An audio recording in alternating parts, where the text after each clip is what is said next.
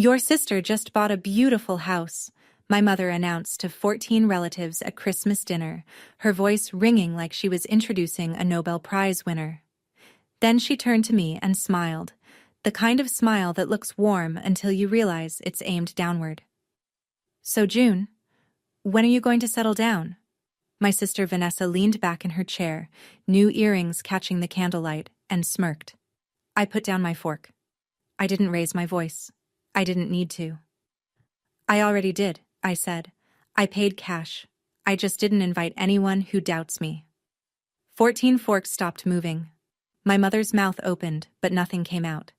And that was only the first 5 seconds of the longest Christmas dinner the Bellamy family has ever had. Before I go on, please take a moment to like and subscribe. But only if you genuinely connect with this story. And while you're at it, drop a comment telling me where you're watching from and what time it is where you are right now. My name is June. I'm 27. And this is the story of how I stopped being my family's invisible bank account. Now, let me take you back to October, 2 months before that dinner. The night a single bank transfer changed everything. It was a Thursday night in October, and I was cross-legged on my couch in a one-bedroom apartment just outside Millbrook, finishing a prototype for a client dashboard. My coffee had gone cold an hour ago. The radiator was clicking that familiar metal song it sang every autumn. My phone buzzed on the side table. Mom glowed on the screen. I picked up. No hello. No, how are you? Just the sound of her exhale, long, practiced, and then her voice. The roof's been leaking again, June, the east side. The contractor said $4,200 to patch it before winter. I can't cover that on my pension. I stared at the ceiling of my own apartment, where a brown water stain had been spreading for 6 weeks because I hadn't gotten around to calling my own landlord. $4,200. That was more than my rent for 2 months. I'll transfer it tomorrow, I said. You're a good girl, June? Click. 4 words. That was the most warmth I'd gotten from her since March, and even that call in March had ended with her asking me to cover Vanessa's car insurance payment. I set the phone down and opened my personal spreadsheet, the one I kept tucked in a folder labeled Family on my desktop. I'd started it 3 years ago, the first time my mother called about an emergency that needed my money. Back then I thought it would be a short list. It wasn't. 3 years, 17 transfers, $31,400, roof repairs, plumbing emergencies, car insurance premiums for my sister, a new water heater, security deposit help. Every single time the call came the same way. That long exhale, then the number, then the click. Not once, not one single time, had anyone said more than 4 words of thanks. I closed the spreadsheet, transferred the $4,200 to my mother's account, and went to bed, telling myself what I always told myself. This is the last time. 2 weeks later, I was eating leftover soup at my kitchen counter when I made the mistake of opening social media. Vanessa's face filled my screen. She was standing in front of a house I'd never seen. Sage green door, white trim, a woven welcome mat that probably cost more than my dinner. Her smile was the kind you hold for 8 seconds so the camera catches the good angle. The caption read, "New beginnings. Thanks to the best mom ever." Followed by a yellow heart emoji. 47 likes. Lorraine Bellamy had commented a row of red hearts. Uncle Don left a clapping emoji. Aunt Patty wrote, "So happy for you, sweetie." I scrolled through every comment. My name wasn't in any of them. I wasn't tagged. I wasn't mentioned. I wasn't even in the background of the photo. Thanks to the best mom ever. I read it 3 times. Something nagged at me. Quiet, like a splinter under skin you can't quite see. But I pushed it down. Vanessa had always been better at saving, I told myself. She and Derek must have planned this for a while. Good for her. That same evening, my mother forwarded the photo to the family group chat. "So proud of my girl." Uncle Don sent a thumbs up. 2 cousins hearted the message. Then Aunt Margot, my father's sister, the one who ran the little flower shop 2 towns over, typed a single line. "Lovely. How's June doing?" I watched the chat. 1 minute, 2 minutes. 5. Nobody answered her. The chat moved on to Thanksgiving planning. Margot's question sat there like a stone dropped into a well, falling, never hitting bottom. I locked my phone and finished my soup. But that splinter, that quiet nagging, didn't go away. It would take me another month to understand why. Thanksgiving at my mother's house smelled the way it always did. Roasted turkey, cinnamon candles, and something faintly burnt that nobody would acknowledge. I'd driven 40 minutes with a homemade apple pie on the passenger seat and a bottle of wine tucked behind the brake pedal. When I walked through the door, I saw the dining table first. 12 chairs, all occupied. Uncle Don, Aunt Patty, 2 cousins, Vanessa, Derek, and a handful of others whose names blurred together. At the far end, a young man I didn't recognize sat in what used to be my seat. "Oh," my mother said, wiping her hands on her apron as she came around the corner. "That's Kevin, Lily's new boyfriend. I figured you wouldn't mind sitting at the side table. You're easy like that." The side table was a metal folding table wedged into the kitchen, between the counter and the recycling bin. No tablecloth, no candle, just a paper plate and a fork still in its plastic wrapper. I sat down. Through the open doorway, I could hear my mother stand and raise her glass. To Vanessa and Derek, and their beautiful new home. Glasses clinked. Laughter swelled. Someone said, "Cheers," and someone else said, "So proud of you two." Nobody looked toward the kitchen. I ate in silence, listening to my family celebrate a life I'd helped fund without anyone knowing. When the dishes started piling up, I washed them, mine and theirs. My pie sat on the counter, untouched. My mother had ordered one from a bakery in town. It had a little gold sticker on the box. Driving home, I sat in my car in the driveway for 10 full minutes before turning the key. I wasn't crying. I was just very tired. That night, I opened my laptop. Not for work. I opened my bank statement. And for the first time, I started comparing dates. I need to go back further to explain what I found. Back to when I was 14. My father died on a Tuesday in April. Heart attack. He was 44. One moment he was pouring orange juice in the kitchen, the next he was on the floor, and the glass was still rolling toward the table leg when I ran in. The ambulance came in 9 minutes. It wasn't fast enough. After the funeral, my mother stopped functioning, not in a dramatic, made-for-TV way. She just went quiet. The mail piled up inside the door. The electricity bill turned pink, then red. Dinner became whatever was already in the freezer, and then nothing at all. Vanessa was 17. She grieved the way teenagers grieve, locked in her room with the music loud enough to feel through the walls. She missed 2 weeks of school, and nobody questioned it because she was the sensitive one. I was 14, and I was the one who called the insurance company. I sat at the kitchen table with a cordless phone and a stack of envelopes I didn't understand, learning words like past due and beneficiary and grace period. I cooked mac and cheese from a box every night for 3 months. I wrote checks I'd watched my father write, copying his handwriting because I didn't have my own signature yet. My mother recovered, slowly, but my role never reset. The emergency became the routine. I was the one who handled things. Vanessa was the one who was handled. My father used to say something to me, usually while we were sitting on the porch after dinner. "You're like me, June. You'll figure it out." I used to think that was a compliment. Now I understand what it really was. An apology, in advance, for everything that was coming. When Vanessa got engaged to Derek 3 years ago, my mother called me before she called anyone else, not to share the joy, to discuss the budget. "Your sister deserves a beautiful day, June. I can cover about 8,000, but the rest? I need you to help with the difference." The wedding would cost 12,000. A small ceremony at the chapel on Birch Lane, a garden reception behind the VFW hall, 80 guests. It was modest by most standards, but $4,000 was not modest for me. It was the exact amount I'd saved for an advanced UX certification course that would have pushed my salary into a new bracket. I transferred the money on a Friday. By Saturday, I'd talked myself into believing it was the right thing to do. The bridesmaid list came 2 weeks later. 4 names. All friends of Vanessa's from high school and her gym. I wasn't on it. Wants her friends beside her, June. You wants her friends beside her, June.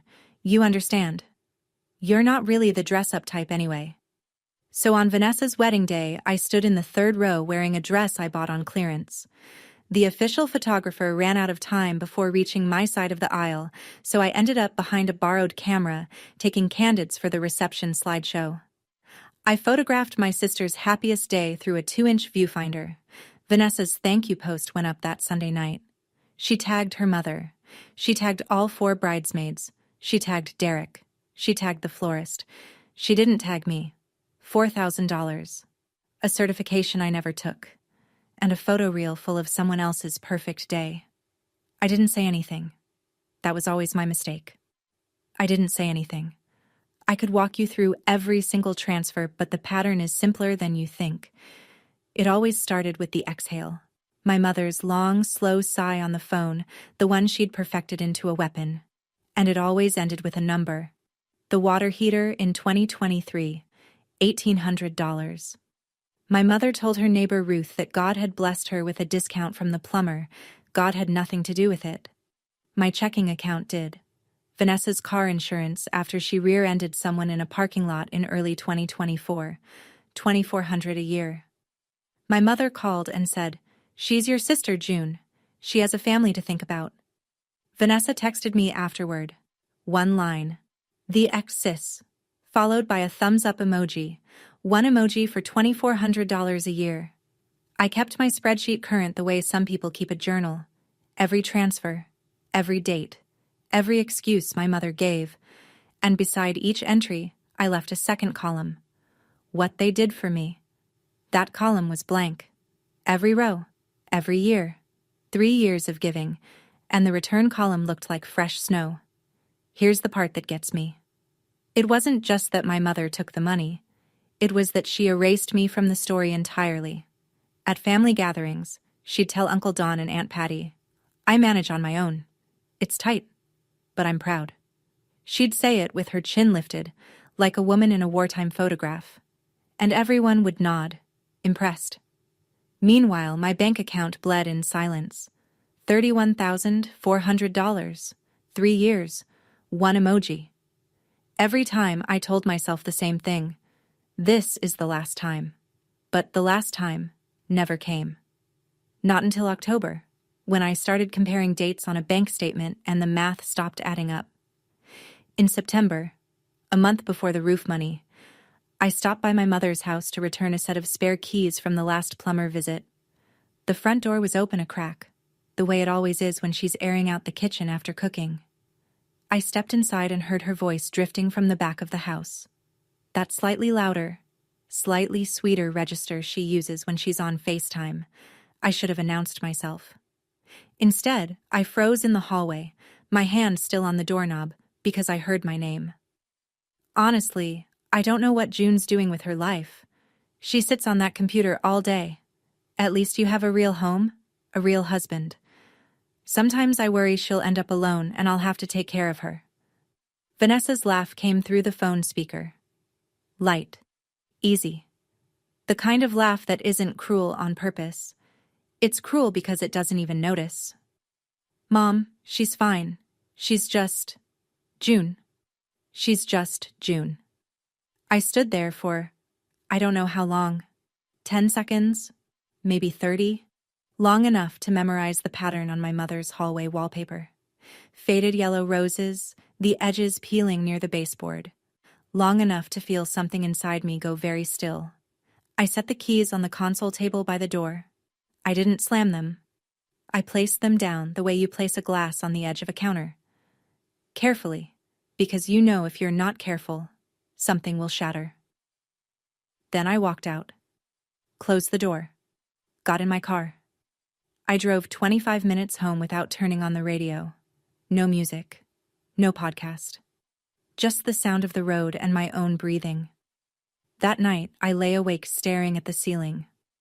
Not because I was sad, though I was, because for the first time in 13 years, a question surfaced that I'd never allowed myself to ask.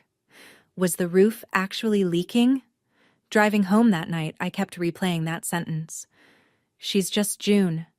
2 words that reduced everything I'd ever done, every bill I'd covered, every emergency I'd solved, every dollar I'd sent, into a shrug. Like I was a lamp in the corner of a room that nobody turns on but nobody throws away either. Have you ever been summed up in a way that erased everything you've done?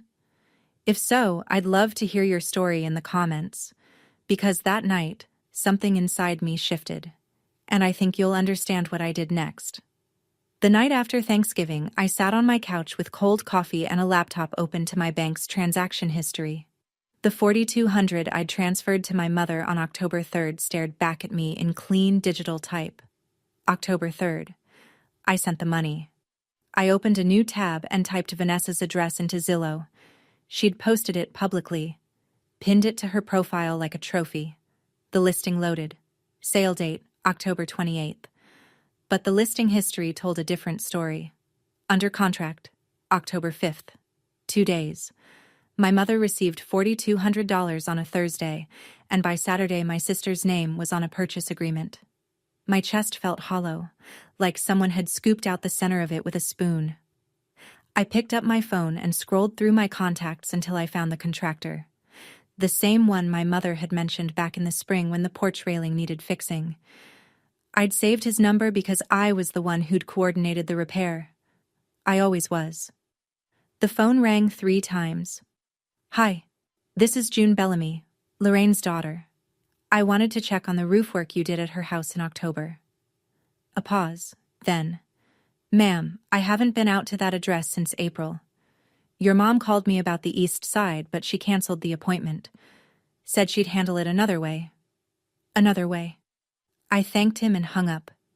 Then I sat very still on my couch and let the math finish itself. The roof wasn't leaking. It probably hadn't leaked since spring, if it ever did at all. My $4,200 didn't go to shingles and flashing. It went to a down payment on a house with a sage green door and a welcome mat I'd never been invited to step on. And my sister knew. She knew, because you don't accidentally receive $4,200. You just choose not to ask where it came from. I didn't sleep that night. I sat at my kitchen table with the spreadsheet open and a glass of water I never drank, and I looked at 3 years of my life reduced to rows and columns. 17 transfers. $31,400. Beside each entry, the second column. What they did for me glowed white and empty, the cursor blinking like it was waiting for something that would never come. I tried to remember the last time my mother called just to ask how I was. Not, how are you? And also, but just, how are you? Full stop. I couldn't find one. Not this year, not last year. I tried to remember my last 3 birthdays. 26. No one called. I ate pad thai alone and watched a documentary about deep-sea creatures. 25. My mother texted HBD at 11 p.m. 11 p.m., like she'd suddenly remembered at the last second. 24. Vanessa asked me to drive her to her prenatal checkup that morning because Derek was working a double. She never mentioned it was my birthday. I didn't remind her. I closed the spreadsheet. Not in anger. In clarity. It was the strange, cold kind of clarity that comes when you finally stop arguing with evidence. I opened a new tab. Zillow. Millbrook area. Homes under $180,000. Here's the math no one in my family knew. I earned $95,000 a year. I lived in a $600 apartment. I drove a 2016 sedan with 140,000 miles on it. I didn't take vacations. I didn't buy new clothes unless something wore through. For 5 years, I'd saved like someone preparing for a disaster. Except the disaster turned out to be my own family. $142,000. Cash. In a savings account no one knew existed. If I stopped pouring money into a hole that never filled, I could buy a house in 3 months. My own house. No mortgage, no permission, no mother's name on the deed. I closed the laptop at 4 a.m. For the first time in years, "This is the last time," wasn't a lie. Aunt Margot's flower shop sat on a quiet street in Drayton, 2 towns east of Millbrook. It was a small place, hand-painted sign, bell on the door, coolers full of arrangements she built by hand every morning before sunrise. She'd run it alone for 20 years, ever since Uncle Gene passed. I hadn't planned to tell her anything. I just wanted to sit somewhere that didn't feel like my apartment or my mother's kitchen, but Margot had a way of making silence feel like an invitation. She poured tea into a chipped blue mug, set it in front of me, and sat down across the work table scattered with rose stems and ribbon. She studied my face the way she always did, like she was reading a page she'd seen before. "You look like your father," she said, "the week before he told me he was going to marry your mother. That same quiet look. The one that means you've already decided something." I told her everything. The 4,200. The contractor who hadn't been to the house since April. The Zillow timeline. The spreadsheet. The $31,400 that had left my account over 3 years and vanished into a family that pretended it managed on its own. Margot listened without interrupting. When I finished, she set her teacup down on its saucer, a small, precise sound in the quiet shop, and folded her hands. "Honey, I've watched this for 13 years. Your mother loves Vanessa the way she loved looking in a mirror. And you remind her of your father. She never forgave him for dying." The sentence hit me somewhere behind my ribs. "What are you going to do about it?" Margot asked. "I'm going to stop paying for a family that doesn't see me," I said. "And I'm going to buy my own house." Margot looked at me for a long moment. Then she nodded, just once. "Good. And if you need a witness at closing, you call me." The first week of December, I ran into Ruth Kendrick at the grocery store. Ruth was my mother's neighbor, 3 houses down on Maple, the kind of woman who brought banana bread to every new family on the block and knew everyone's business not out of malice, but because she simply couldn't help collecting information the way some people collect stamps. She'd been a loan officer at Millbrook Community Bank for as long as I could remember. She notarized documents for half the town and still called everyone honey, regardless of age. She spotted me in the cereal aisle, cart half full, and lit up like I'd made her day. "Oh, June, I haven't seen you since summer. Your mother talks about Vanessa's house nonstop. So proud. You know I helped her with the paperwork at the bank, right?" I nodded, smiled the small, automatic smile I'd perfected for conversations about my sister's achievements. Ruth leaned in slightly, the way she did when she was about to share something she considered helpful rather than private. "Between you and me," she said, lowering her voice to what she probably thought was a whisper, "I hope they get back on track soon. The first few months of a mortgage are always the trickiest, especially when there's other debt involved, but your sister's a smart girl. She'll figure it out." Other debt. I kept my expression steady. "I'm sure she will." Ruth patted my arm, wished me a Merry Christmas, and wheeled her cart toward the dairy section humming Jingle Bells. I stood in the cereal aisle for another 30 seconds, holding a box of oatmeal I didn't need, turning 2 phrases over in my mind like coins. Get back on track. Other debt. The picture I'd been assembling since Thanksgiving night was now complete. Vanessa hadn't bought a beautiful house. Vanessa was drowning in one. And my mother had used my money to push her off the dock. The call came on a Wednesday evening, the second week of December. I was making dinner. Just pasta, nothing special. And my mother's name appeared on the screen with the reliability of a monthly invoice. I picked up. The exhale arrived right on schedule. "June, the heating bill came in, $480. It's going to be a cold winter." I turned the burner down, leaned against the counter, took a breath. "Mom, I can't cover it this month. You should call the energy company. They have a payment assistance program for seniors. I can text you the number." Silence. 4 seconds of it. Which, if you've ever said no to someone who's never heard it from you, feels like 40. "Excuse me?" Her voice didn't rise. It dropped. Lorraine Bellamy didn't yell. She chilled. "I can't cover it," I repeated. My voice was steady, but my free hand was gripping the edge of the counter so hard my knuckles ached. I raised you alone, June. After your father died, I held this family together. I didn't ask for much. I just asked you to care. Click. She hung up. No goodbye, just the dead air of a disconnected line and the sound of pasta water boiling over onto the stove. 20 minutes later, the family group chat lit up. My mother. Pray for me. It's going to be a cold Christmas, Uncle Don. Hang in there, Lorraine. Aunt Patty. You're the strongest woman I know. Vanessa. Mom. We'll figure it out. I stared at Vanessa's reply. We'll figure it out. Beautiful words.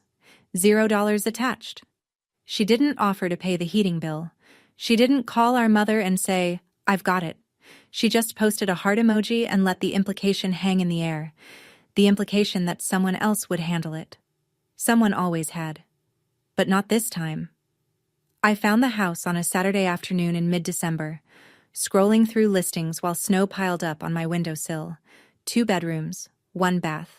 A small fenced yard with a crabapple tree that the listing said bloomed pink in spring. The siding was gray, the porch needed a new railing, and the kitchen still had laminate counters from the 90s, but the foundation was solid. The inspection came back clean. And the roof, the actual, real roof, had been replaced 2 years ago. $159,000. I could pay it outright. I called Margot that evening. I found it. When do we sign? The closing was on December 18th, 1 week before Christmas.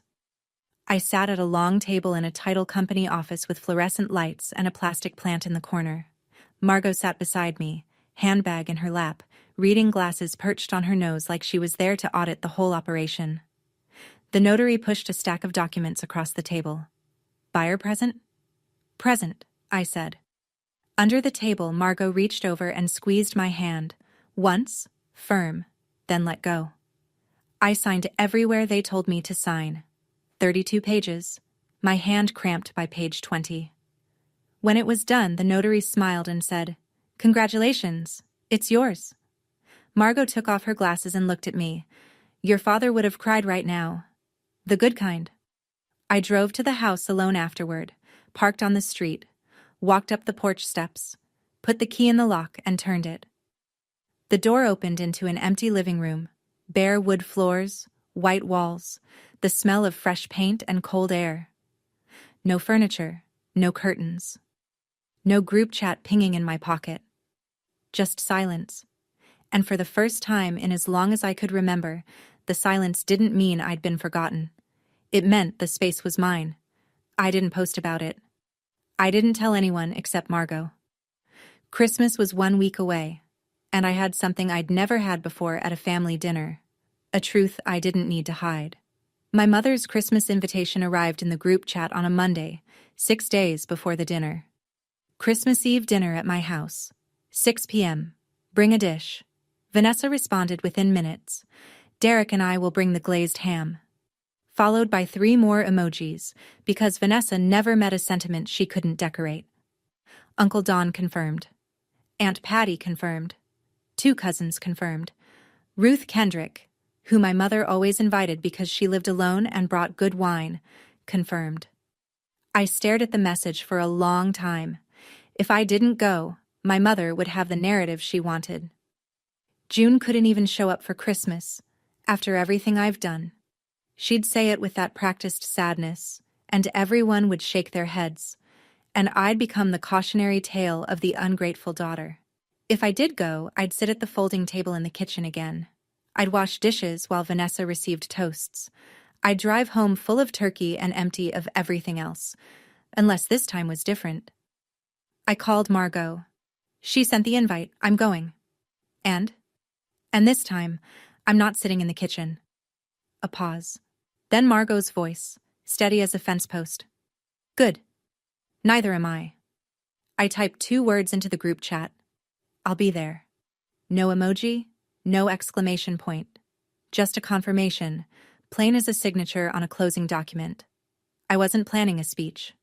I wasn't rehearsing devastating one-liners in the mirror. I simply decided one thing. If they asked me a question, I would answer it honestly. If they didn't ask, I'd eat my dinner, say Merry Christmas, and leave. But I would not lie, and I would not apologize for the truth. That was the entire plan. Honesty. After 27 years of silence, it felt radical enough. 3 days before Christmas, my mother called again. This time, there was no exhale. She got straight to the point, which meant she was nervous. Lorraine Bellamy only skipped her own rituals when something felt out of her control. I need you to come early, 5 o'clock. Help me set up the table, arrange the chairs, get the dishes out. Vanessa's handling the ham and the centerpiece, so you can take care of the rest. The rest. The invisible labor. The behind-the-scenes work that made the evening look effortless, while Vanessa walked in with a glazed ham and a perfect smile and collected all the credit. I'll come at 6, I said, same as everyone. The temperature on the other end of the line dropped 10 degrees. June, don't be difficult, it's Christmas. I'm not being difficult, Mom. I'm being a guest, same as Vanessa. Another silence. I could hear her recalculating, the way a chess player pauses when a pawn moves somewhere unexpected. Then she reached for the big gun, the one she always kept loaded. Sometimes I think you forget everything I've done for you. Her voice softened into that particular register of manufactured grief. Your father wouldn't have wanted this. My stomach tightened. It always did when she said that. For 13 years she'd weaponized a dead man's memory every time she needed compliance, and for 13 years, it had worked. But this time, Margot's words rose up to meet it. She never forgave him for dying. My father wasn't a card to play. He was a man who poured orange juice and said, "You'll figure it out," and died too young. And he would not have wanted his name used as a leash. I'll see you at 6, Mom. I hung up first. My hands trembled against the phone. But I didn't call back. Christmas was 3 days away. And for the first time, I was walking into my mother's house with my spine straight and my wallet closed. December 24th, 5:55 p.m. I parked on the street in front of my mother's house and killed the engine. The neighborhood was quiet. That particular small-town hush that falls on Christmas Eve, when the whole world seems to hold its breath between afternoon and midnight. My mother's house glowed. String lights lined the porch railing. A wreath hung on the front door. Through the living room window, I could see people moving. Silhouettes with wine glasses, the flicker of candles on the dining table. Cars lined the curb. Uncle Don's sedan, Aunt Patty's minivan, Ruth Kendrick's blue hatchback, Derek's work truck. And at the end of the row, Margot's old pickup with the magnetic flower shop sign on the door. I sat in my car for 2 minutes, opened the glove compartment and took out the one thing I always carried, a photo of my father and me at the ice cream shop on Route 9, taken when I was 12. Both of us squinting into the sun, both of us laughing. I looked at it, took a breath, put it back, stepped out into the cold. The front door was unlocked. I walked in, and the warmth hit me first, followed by the smell of ham and cinnamon and something faintly burnt that nobody would acknowledge. On the hallway wall, 8 framed family photos hung in a neat row. I counted the way I always counted. 5 with Vanessa in the center, 2 group shots, one of my father alone, young, in a suit I'd never seen in person. None of just me. My mother appeared from the kitchen in her holiday apron, red, with embroidered holly. She looked at me the way you look at a delivery that arrived later than expected. "Oh, you came? Good. The table still needs napkins. They're in the hall closet." Not, "Merry Christmas, June." Not, "I'm glad you're here." A task. "Merry Christmas, Mom," I said. I walked past the closet, past the kitchen, into the living room, where Margot sat in the corner armchair with a glass of eggnog, watching me over the rim. She gave me one small nod. I sat down. The evening had begun. Dinner was served at 6:30. 14 people arranged themselves around the extended dining table like actors finding their marks. Vanessa took the seat beside our mother, directly across from Derek. I ended up at the far end, between my 19-year-old cousin Lily and an empty chair that nobody bothered to remove. At least I was at the main table this time. Progress. The glazed ham sat in the center, glistening under the chandelier my father had installed the year I was born. Vanessa had tied a sprig of rosemary to the serving fork, a detail so perfect it looked staged. It probably was. My mother stood. She lifted her wine glass the way a mayor lifts a ceremonial key. Slow, deliberate, meant to command the room. Before we eat, I just want to say how proud I am. She looked at Vanessa with an expression I can only describe as ownership. Vanessa and Derek bought their first home this year, a real home, a 3-bedroom, with a yard. That's what family is about, building something. She paused, letting the word building settle over the table like a blessing meant for one person only. Vanessa pressed her hand to her chest. "Ah, Mom." The humble, grateful face. She'd perfected it the way a concert pianist perfects a scale, through relentless repetition. Then she turned to the rest of the table. "Honestly, it's been a dream. 3 bedrooms, a yard for someday when we have kids. We're just so blessed." Uncle Don raised his glass. "That's wonderful. You're building something real, Vanessa." Aunt Patty beamed. The cousins murmured approval. Across the table, I saw Ruth Kendrick smile and nod. But her eyes dropped for just a second, the way they do when someone knows something they're trying not to say. Nobody asked me anything. Nobody turned my direction. I cut my turkey and chewed in silence. And from the far end of the table, Margot watched the room the way a woman watches a pot she knows is about to boil. It happened between the main course and dessert, during that lull when plates are half empty and the conversation softens into something loose and unguarded. My mother leaned forward in her chair, tilted her head toward me, that practiced angle of maternal concern that always preceded something sharp, and said, loud enough for the entire table, "So, June, your sister has a house, a husband, a plan." She gestured at Vanessa the way a game show host gestures at a prize car. "When are you going to settle down? You can't just sit behind a laptop forever." Vanessa didn't miss her cue. She leaned back, crossed her arms, and smiled at me the way you smile at a younger cousin who just said something naive at Thanksgiving. "Seriously, June, you're 27. What are you even saving for?" A few people laughed, the polite, uncomfortable kind. Uncle Don chuckled into his wine. Lily stared at her plate. Derek looked down at his fork and said nothing, his jaw tight. Only Margot was still. Her eggnog sat untouched. Her eyes were on me. I looked at my mother, then at Vanessa. Then at the table full of people who had watched me get smaller every year without ever saying a word. I set my fork down. Slowly. Metal touched porcelain. A small, clean sound that cut through the room like a pin dropping in a cathedral.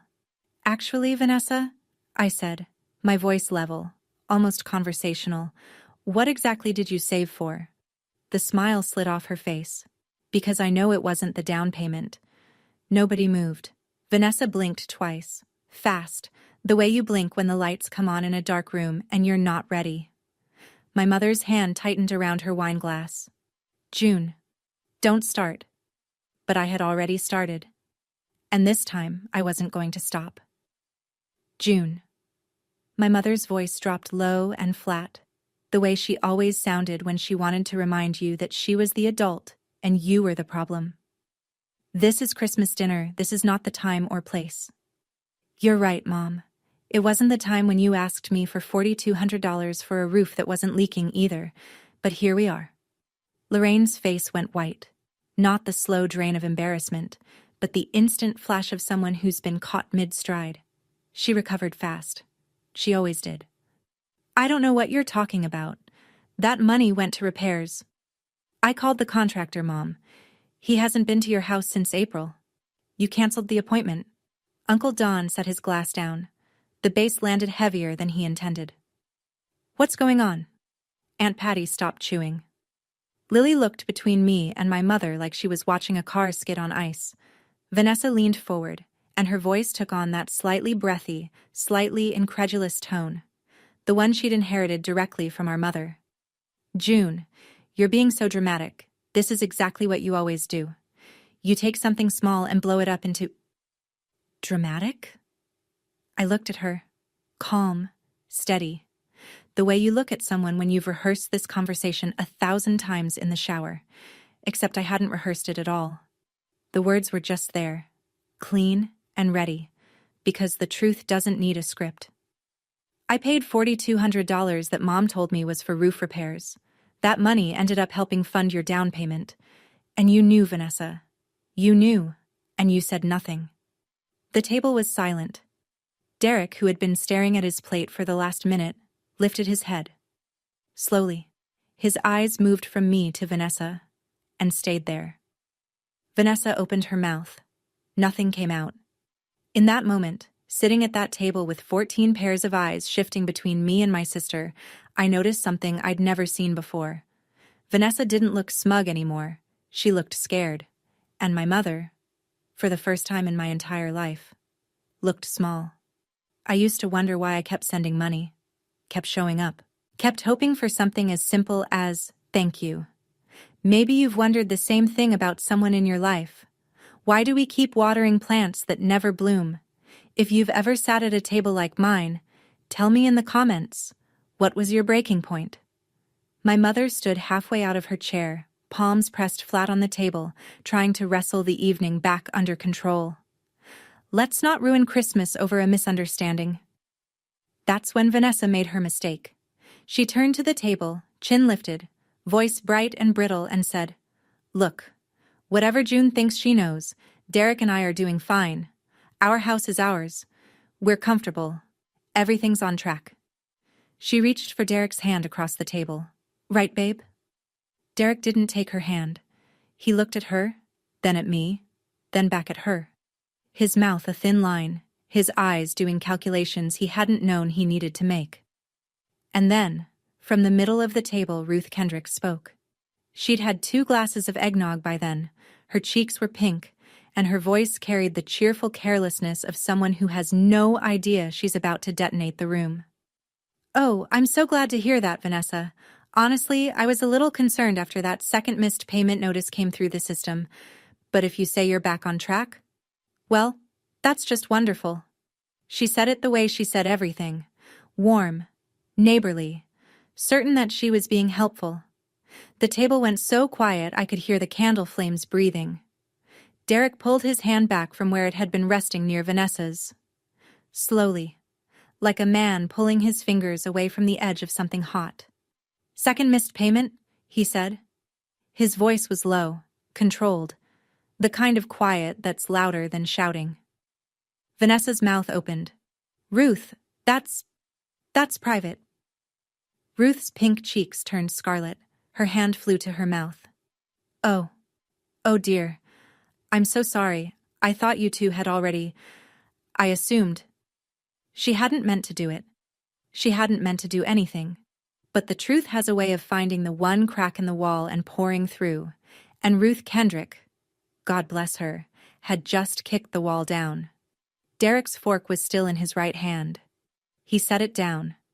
Not gently, not violently, just with the careful precision of a man who knew that if he wasn't careful with the small things, he'd lose control of the big ones. "Vanessa." His voice was a flat line. "How much do we owe?" "Derek, not here." "How much?" Not a question anymore. A door closing. Vanessa pressed her lips together. Her eyes were wet, and her new earrings, the ones she'd bought for tonight, the ones that caught the candlelight so beautifully an hour ago, now looked like the most expensive part of a costume that was falling apart. She didn't answer.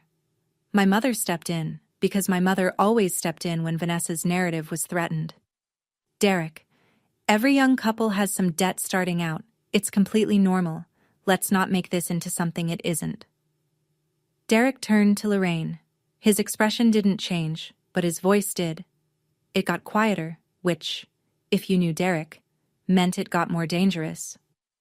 "Mrs. Bellamy, did you know about this? I helped where I could." "She helped with my money, Derek. I didn't raise my voice.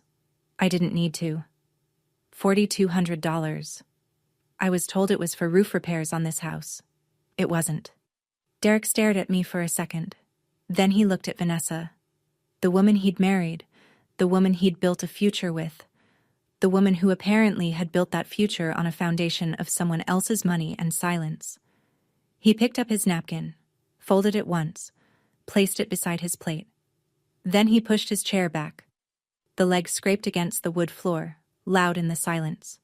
Stood up, took his phone from his pocket, and walked to the front porch. Through the glass door, I watched him standing in the falling snow, phone pressed to his ear, face lit by the porch light. He wasn't yelling. He wasn't pacing. That was worse. Vanessa was crying now. Not the delicate movie star kind. The real kind. The kind where your mascara runs and your breathing gets jagged and the table full of people who admired you 5 minutes ago doesn't know where to look. My mother was still standing, hands gripping the edge of the table, her expression cycling between fury and something older, fear. The fear of a woman watching a story she'd spent 13 years constructing start to collapse in real time. "This is what you wanted, isn't it, June?" Her voice shook. "To humiliate your family on Christmas?" "No, Mom. I just stopped pretending." "Your father—" She caught herself, then pushed through anyway, because the weapon was all she had left. "Your father would be ashamed of you." Before I could respond, a chair scraped at the other end of the table. Margot stood up. She wasn't tall, she wasn't loud. She was a 61-year-old woman in a navy cardigan with dirt still under one fingernail from the flower shop. But when Margot Bellamy stood, people listened, because she only stood when she meant it. "Lorraine." Her voice was clear and level, the voice of a woman who had kept quiet for years and chosen this exact moment to stop. "My brother would have been ashamed of how you've treated the daughter who is most like him." Lorraine opened her mouth. Margot wasn't finished. "I know June paid $31,000 to this family in 3 years. I know, because she showed me the records. And I know she just bought her own house, with cash, because I was standing beside her when she signed the closing papers." The room turned to me. All of it. Every face. Uncle Don's mouth was open. Aunt Patty had her hand pressed to her chest. Lily's eyes were wide. Even Ruth, who was still trying to recover from her own accidental bomb, stared. "You bought a house?" Uncle Don said. I nodded. My mother let out a short, sharp sound, half laugh, half disbelief, and shook her head. "A house? You?" Her voice climbed into the register she used when something threatened the order she'd built. "With what money? You don't even have a real—" She stopped herself one word too late, but everyone at the table heard the shape of the sentence. "You don't even have a real job." I stood up. Not fast. Not dramatic. Just the slow, deliberate act of a woman who was done receiving words from a seated position. I looked at my mother. Then at Vanessa, whose face was blotchy and wet. Then at the table. 14 people who had watched me shrink for years and never said a word. "You asked me when I was going to settle down." My voice was even. Quiet. The kind of quiet that makes people lean in instead of pull away. "I already did. I paid cash. $159,000. No mortgage. No debt. No one else's money." I turned to my mother. "I just didn't invite anyone who doubts me." And the room stopped. I mean it. It stopped. Like someone pressed pause on the universe. 14 people, frozen mid-breath. A fork slid off someone's plate. Aunt Patty's, I think, and hit the porcelain with a bright, clean clink that echoed in the silence like a bell. 5 seconds. I counted. My mother's mouth opened. Closed. Opened again. Nothing. Vanessa looked down at the table, her hands flat on either side of her plate, her shoulders curved inward like the frame of a house that's lost its center beam. The Christmas music was still playing from the little Bluetooth speaker on the sideboard. Silver bells. The irony would have been funny if I hadn't been trembling from the inside out. Nobody spoke. Nobody moved. The candles flickered. And for 5 eternal seconds, the only sound in the Bellamy dining room was the truth, settling into every corner like the first real snow of winter. My mother found her voice first. It came out cracked, stripped of its usual polish, like a road after a hard freeze. "June, I did what I had to do for this family. No, Mom. I wasn't loud. I didn't need to be. You did what you had to do for Vanessa. I was the one doing for this family. And I'm done. Vanessa looked up. Her mascara had drawn 2 dark lines down her cheeks, and her voice came out thin, the voice of someone reaching for a rope she isn't sure is still there. June, I didn't mean for... You knew, Vanessa. I held her gaze, not with anger, with something heavier, the steady, exhausted clarity of a person who has finally run out of reasons to pretend. You took the money, you knew where it came from, and you posted, "Thanks to the best mom ever." You didn't even text me. She had no answer. She looked down at her plate, and for the first time in 30 years, my sister had nothing charming to say. I took a breath. When I spoke again, my voice was softer. Not soft like weakness. Soft like a decision that's already been made. I love you both. I do. But I'm not going to be the invisible bank account anymore. If you want a relationship with me, it starts with seeing me. Not my wallet, not my silence. Me. I reached behind my chair and picked up my coat from where I'd draped it over the backrest. Pulled it on. Zipped it. I looked at Margot. She was already standing, her purse tucked under her arm like she'd been ready for this moment since before she sat down. Merry Christmas, everyone. I walked to the front door. Margot followed. Behind us, 12 people sat at a table full of food. Nobody was eating anymore, and the only sound was silver bells, playing to no one. The door closed behind us. The cold air hit my face, and I kept walking. The snow was falling harder now. Big, soft flakes that caught the porch light and turned gold for half a second before landing on the railing and disappearing. Derek was still on the porch, phone against his ear, his breath making clouds. He looked at me as I came through the door. Our eyes met for a single second, not hostile, not warm, just the shared understanding of 2 people who'd both discovered tonight that the ground under them wasn't solid. I walked to my car. Margot walked to hers. We didn't speak until we were both inside our separate vehicles with the engines running and the heaters breathing warmth into the cold. My phone buzzed. Margot. A single text. You did good. Drive safe. I pulled away from the curb. In the rearview mirror, my mother's house shrank. The string lights, the wreath, the glow of the dining room where 14 people were sitting in the ruins of a story that had just been rewritten. I drove 20 minutes to my house. My house. The key was still new enough that I had to jiggle it twice. The door opened into darkness, and I found the light switch by memory. The living room was mostly empty. Bare floors, white walls, a reading chair in the corner, a gift from Margot, delivered the week before. A floor lamp beside it. That was all. I didn't turn on music. I didn't check the group chat. I sat in the reading chair, still wearing my coat, and looked out the window at the snow coming down on a yard that belonged to me. My hands were shaking. I held them in my lap and waited for it to stop.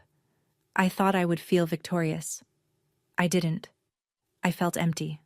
The kind of empty that comes when you finally put down something you've carried so long you forgot it had weight. But somewhere beneath the emptiness, underneath the trembling and the cold and the echo of my mother's face, something new, small, quiet, like the first green thing that pushes through the ground after a long winter. Relief. The week between Christmas and New Year's is supposed to be quiet. Mine wasn't. Derek texted me on December 26th. 2 sentences. I checked the credit report last night. I didn't know about any of it. Thank you for being honest. I replied, I'm sorry you found out that way. He sent a thumbs up. That was enough. Between people who deal in facts, it usually is. From what I pieced together later, through Margot, through Aunt Patty, through the way small-town information travels whether you want it to or not, Derek had discovered $23,000 in credit card debt that Vanessa had been carrying in her name alone. The second missed mortgage payment was real. The glazed ham, 3-bedroom, yard for future kids' dream house was one more missed payment away from a very difficult conversation with the bank. Derek didn't file for divorce, but he did 3 things. He insisted they see a financial counselor, He took over management of their joint account, and Vanessa sold the leased SUV and started driving his old pickup while he rode with a coworker. You could see it parked in their driveway. A dented white Ford, where a shiny black SUV used to be. Uncle Don called my mother 2 days after Christmas. Aunt Patty was on the extension. They asked one question. "Lorraine, how much of what June said is true?" My mother tried her usual deflection. It was blown out of proportion. You know how June is. But Dawn cut her off. "We're not fools, Lorraine. We've known something was off for a long time." The strong, single mother who manages on her own. The character my mother had played for 13 years. Closed its run on December 24th. Ruth called me on the 28th. "June, honey, I am so sorry. I had no idea that would—" "You didn't do anything wrong, Ruth. The truth just needed some air." She paused. "You sound like your father." I didn't know what to say to that, so I just said, "Thank you." 3 weeks later, mid-January, the snow was deep, the kind of deep where the plows come through at 4 a.m., and the scraping sound wakes you up and then puts you back to sleep. I was unpacking a box of kitchen things in my new house. A set of pots I'd bought secondhand, a wooden cutting board, a mug with a chip on the handle that I liked because it fit my thumb exactly. When my phone rang, "Mom." I considered letting it go to voicemail. Then I picked up, because I'd promised myself I'd be honest, and ignoring her wasn't honest. It was just the other side of silence. "June." Her voice was softer than usual, but I recognized the architecture underneath. The careful scaffolding she built around her words when she needed something. "I've been thinking a lot since Christmas, and I want you to know, I'm sorry you felt hurt by everything. I'm sorry you felt hurt. Not, I'm sorry I hurt you. Not, I'm sorry I lied about the roof. Not, I'm sorry I spent 13 years treating you like a credit line with a heartbeat. I'm sorry you felt hurt. The apology that isn't one." I let it sit for a moment. Then she kept going. "Anyway, the heating bill for January came in higher than I expected. $620. And with the cold snap, I was wondering if maybe—" There it was. The ask. Tucked behind the apology like a bill slipped under a sympathy card. "Mom." My voice was gentle. Not because I was weak. Because I'd already fought this fight, and I'd won. "I love you. But I already told you. I can't be that person anymore. Call the energy company. They have a senior assistance program. I'll text you the number." Silence, long enough for me to hear the wind outside her window. "You've changed, June." "No, Mom." I looked around my kitchen, my pots, my chipped mug. I just stopped disappearing. I hung up, gently, placed the phone on the counter, and went back to unpacking. April came the way it always comes to small towns in the Northeast, slowly, then all at once. The snow thinned, the gutters ran, and one morning I walked out onto my porch with a cup of coffee and saw it. The crabapple tree in my front yard had bloomed. Pale pink buds, small and deliberate, opening along branches that had looked dead all winter. The house still wasn't finished. The living room had a sofa now.